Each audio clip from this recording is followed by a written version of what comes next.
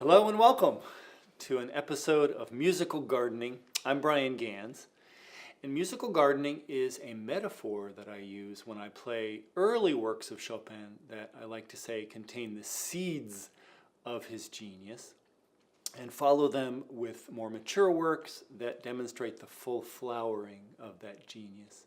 The genre that we'll be looking at today is the Mazurka, which is the Polish folk or country dance, as distinct from the Polonaise, which is the ceremonial or courtly dance. Chopin wrote marvelous examples of both, but more mazurkas than any other genre. He loved writing mazurkas, I think partly because he left his homeland when he was a young man, about 19 years old, never to return. So writing mazurkas was a way of taking a fast trip home for him. I'll be playing excerpts from 3 mazurkas and demonstrating how he grows in the genre in his mastery of chromatic techniques. So the first thing that I'd like to talk about is the distinction between chromaticism and diatonicism. We say that writing is diatonic when it stays within the key it's written in. So a passage is diatonic in the key of C major if I only play white notes, because the white keys form the C major scale.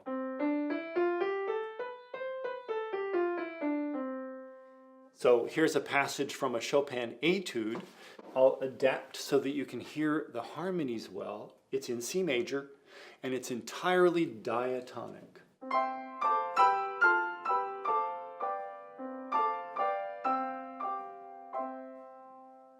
Now I'm going to venture outside of C major in a passage that is quite chromatic, and you'll see that I'm also playing some black keys, and the sound is very different.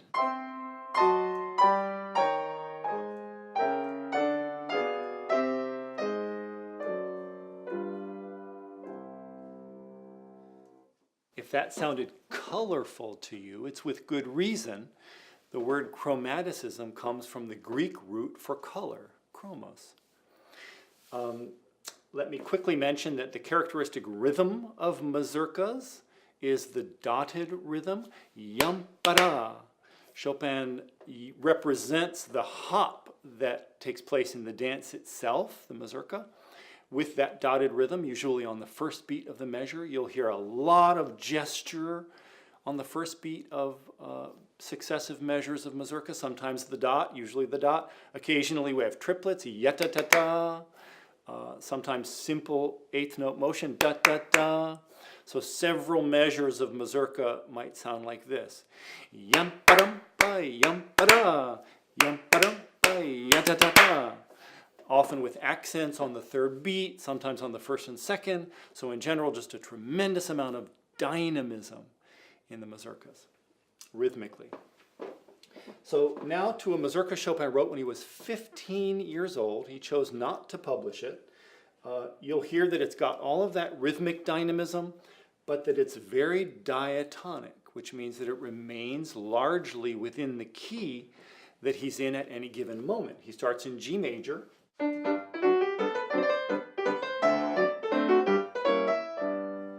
Now that chord is the only chromatic chord that he uses in the passage, and with good reason, because it shows us the raised 4th characteristic of Polish folk music.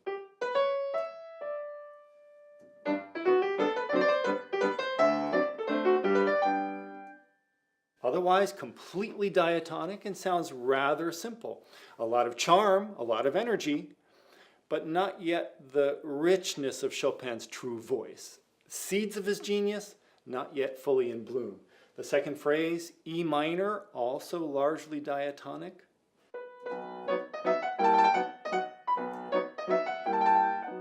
With the raised 4th,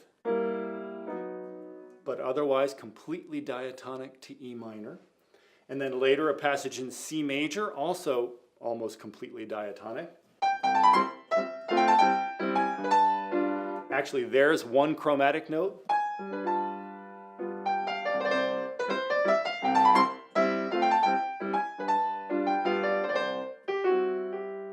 And there's the raised fourth too. But otherwise, completely diatonic. Now we're going to fast forward a few years. He's about 19 or so, and he writes a Mazurka in D major that shows a tremendous amount of growth in sophistication with chromaticism, but not yet in service of the truly beautiful, soulful, substantive ideas that we associate with Chopin's voice. But still, tremendous growth. Let's see how chromatically. He starts off in D major with what we call a 5/7 chord.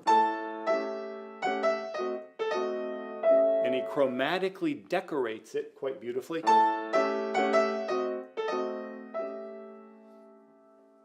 He continues by changing the key within the first phrase, something he didn't do in that earlier Mazurka. Right here to B minor, and then back to D major.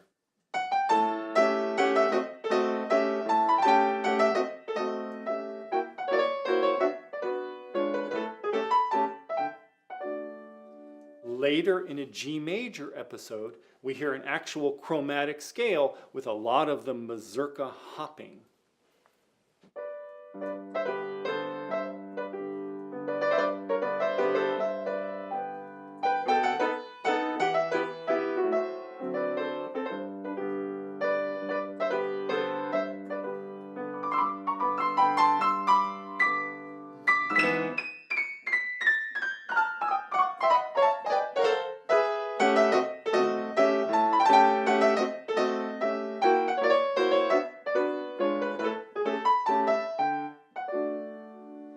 An actual chromatic scale, so lots of chromaticism, but not yet fully Chopin's truly beautiful voice. So for that, we turn to the very first Mazurka that Chopin published. This is his Opus 6, number 1 in F sharp minor. You'll hear tremendous chromaticism. You'll hear all of that rhythmic dynamism, but now in service to extraordinary emotional depth, sincerity of feeling, and kind of richness, soulfulness. Use whatever words work for you as you listen now to this very, very beautiful first few phrases of Chopin's first published Mazurka.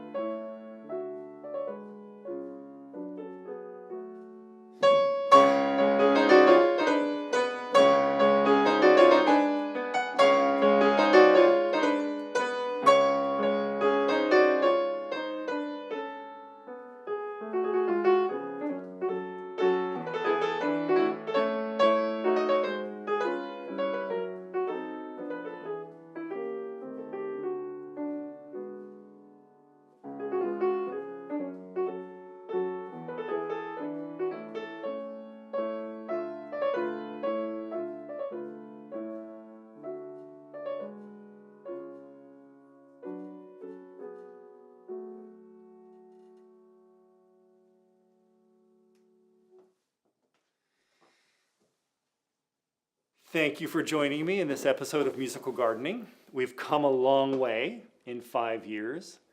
Between the age of 15 and the age of 20, Chopin made extraordinary growth, and I think that Mazurka is an example of his genius in full bloom.